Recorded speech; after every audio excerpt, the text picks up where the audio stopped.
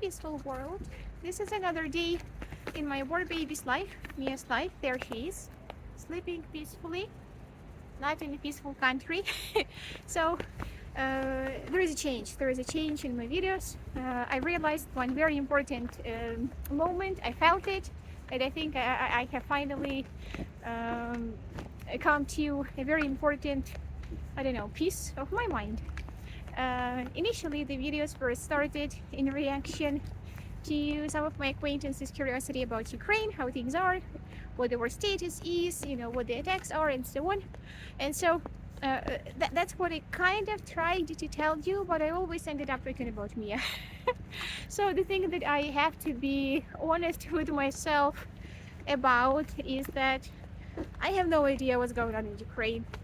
I cannot say that I don't give a shit. Of course I do. Like anytime I see those news about some attacks in other cities, I always message my friends, my students to ask how they are. I'm affected by the blackouts. I am afraid that my dear people can be taken to war, even though they are not. It's not their desire to fight. They will if they have to, but of course, the primary concern being my husband. So yeah, of course I'm affected by it, but first and foremost, the thing I care about now, and the only thing I can ramble about for hours, is Mia, my baby. That's why I've decided to shoot videos about her, shifting the focus. Of course, the war is our background, unfortunately, but Mia should hold the central stage. She holds it in my life, and she will do it in my videos. Not Putin, not any other fucking Russian can take it away from me. And this way, I think I can share them with all of my friends. Hi Marina, for instance, and Olga, and other people. And you will know how we are if you are curious. How Mia is. And I'm just happy to record these moments, because I will forget about a lot of the details as time passes on, and I want to have something to look back at, and maybe Mia will be curious when she grows up. So that's it. That's the beginning. The change of the focus in my channel. Now, this precious Rishi, this cute pumpkin, is the queen. He is the queen. Everything will be about her and about my experiences as a young mother. Okay, first child, probably the only child. And yeah, I already have a story to share with you. One of our recent experiences. Let me find some comfortable spot, and maybe I will show you the lake. It's cuter. Yeah. My apologies for this kind of a French. It's I had to put my food on. It looked marvelous, really. When I left the flat, I was like a superstar. But the weather, the food. Oh shit. But who cares? Who cares? So, one of our fun experiences last Sunday. We had our wellness check with the pediatrician, and of course that was the morning when my husband Juan, had to wake up sick. He woke up with a fever. He was a dead man walking. Bear in mind that he is a man, right? So he bears illnesses as a true man, as a baby. But he did great. I think becoming a father has made him a much more, enduring person. So he was not a complete baby. He was pretty cool, but I could see that he was feeling really bad and he could not join us. That sucked because there was no electricity. Of course, there was a blackout.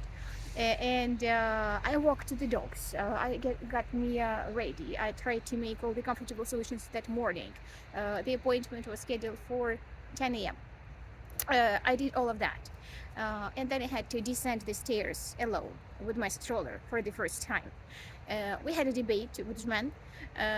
Neither of us trusted the other. I didn't trust him because really he was too weak. He could barely stand. He was really, really, really sick. And he didn't trust me, didn't want to trust me with the baby because I'm a klutz. And it is true. I cannot, deny that fact. I'm clumsy, I'm a dropper, I always do something the wrong way. The most obvious things are not obvious to me, so I suck at many simple activities, simple things. But anyway, we decided that I should be the one, and I did it step by step, with shaking hands, legs, ass, I don't know, everything. I descended those stairs, and that was a win. As soon as I descended the stairs, I realized that I forgot to take a mask. And a mask was a very important component because the moment I realized that Joanne was sick, I messaged my vet. I'm a dog mom, first of all. I still need to get used to the fact that I have a pediatrician in my life, not a vet. So, anyhow, I messaged my pediatrician, Mia's pediatrician actually, and asked her if it was okay that we came, considering the fact that Shman is sick and we could be contagious, blah blah blah. She said, yeah, totally fine, please come, just wear a mask. So, as soon as I descended the stairs, 5 flights of stairs alone, I realized I forgot to take the mask and I needed to go to the pharmacy. And of course, I was running late because that morning was not going by my plan. So I ran to the pharmacy. The pharmacy is located in a supermarket, and they have this kind of a glass double doors, and usually only one door is opened, and the space is not wide enough for my stroller to get in. I remembered that only when I faced the door, and I was like, I should have chosen a different pharmacy. I cannot enter this one. I did not have time to go to a different one. And I approached a security man who was sitting in the supermarket looking at his screen, making sure nobody shoplifting anything. And I asked him if masks were sold anywhere in the supermarket itself. And at first he was confused. He was like, masks? What are you talking about? And it struck me as funny because just a couple of years ago, whenever you heard the word mask, you read COVID, pandemics, quarantines, and so on. Everybody knew what masks were. There was no confusion. Like, is it a robber's mask? Is it a costume mask? Like, everything was clear. And I was like, yeah, this mask, like COVID mask. And he was like, yeah, sure, on the second floor. I couldn't reach the second floor with my stroller. No way. So then it is something I'm not proud of. But as you can see, me is fine. So it's a happy ending. I told the security man, I really need to get into the pharmacy. Can I please leave my baby with you for a moment? She will not be in trouble. You can see she's living peacefully. Bye. And I just ran before he had a chance to protest, which he wanted to do, I believe. I could see it in his eyes. Then, as I entered the pharmacy, while I was running to the cashier, I was already screaming, masks! I need masks! She gave me the masks, and her system, her computer was not working properly, and she was like, oh, it's not loading. And I was like, woman, I have a baby left with a stranger outside your pharmacy because your stupid doors are not opened and I cannot get in. And she was like, 6 hryvnias, just give me 6 hryvnias, run to your baby. And so I ran to my baby, everything was fine. I realized that not only did I leave my baby there, but also my phone in the stroller, in the holder. So, it was a messy morning. As I was walking very briskly to the hospital, which fortunately is not far from our house and this pharmacy, I got another inconvenience. I had agreed to meet my mom after the doctor's appointment to have a walk with me and her, so that the granny has a chance to see her beloved grandchild. And since we had the St. Nicholas Day last week, I took her present with me. And my mom was an artist, so I decided to buy her a canvas where she can draw something, whatever she wants. And I took it with me. The size is 30 by 40. It was in the basket of my stroller, and as I was overcoming those sidewalks and some hills on my way, the canvas fell out, and it sucked because it was a day with sleet, it was raining, it was dirt, it was disgusting.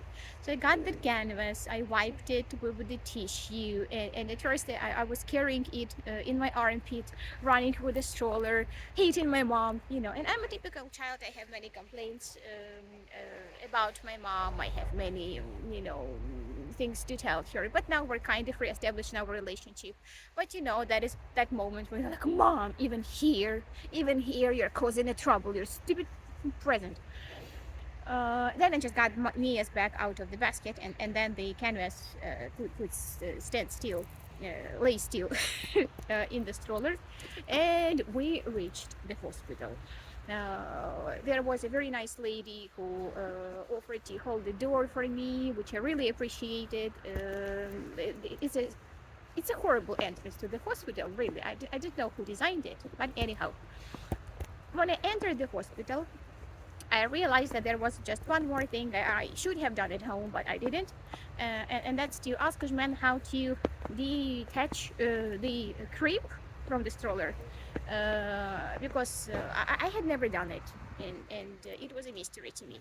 And so I started walking around the stroller, trying to figure out what should I push, what should I press, what should I do to get it off, because I needed to go to the second floor. I couldn't do it with my stroller. I can only descend stairs for now. And so yeah, finally I found that special magic thing that I needed to pull. I got my crib, and I looked absolutely ridiculous, but also cute, I think. So I'm not strong enough to hold it just by, this handle. I'm not strong enough, so I hold it as a huge basket, and I just walk like this. Whoever saw me had eyes filled with sympathy. Everybody offered help somehow, and they were like, can I help you? Nobody knew how, but everybody wanted to, which I found adorable. People, I love you. You're super sweet. But I managed it. I entered the doctor's office, and I started rambling. I was like, what did this? What did that? Stroller, me, a husband. I was just overstimulated by all the activities that morning. And she told me, stop. I need to hear the heartbeat of the baby. Just shut up for a sec. And that was a very important moment for me to exhale and understand that everything is fine. We made it. So yeah, that's it. That was one of our recent experiences that I wanted to share.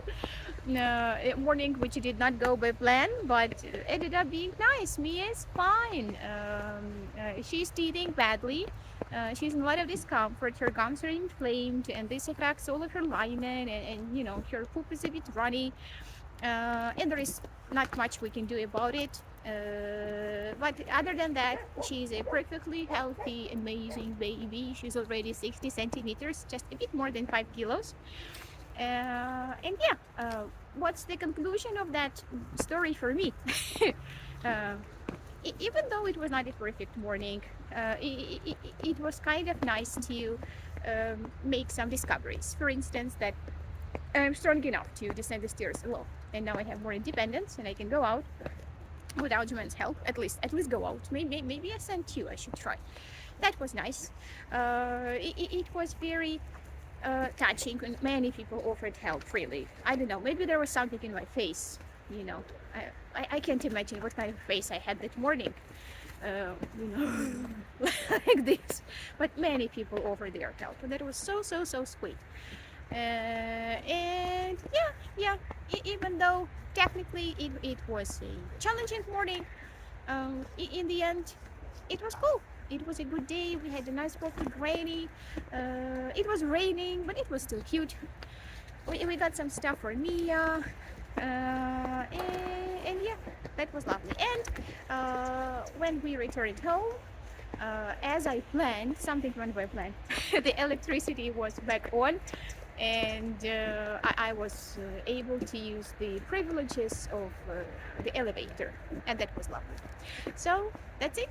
That's how we are doing one of the recent events, an update on the channel's focus. Mia and my experiences as a young mother will be the central idea from now on, because I don't know what's happening in Ukraine in detail. I don't know how my friends are doing. I don't know how my family is. I know nothing. I'm just a happy, hormonal mom who loves her baby and cannot think of anything else. And that's what I will honestly share with some of you. Have a nice, peaceful day. I hope to talk to you soon. Bye bye.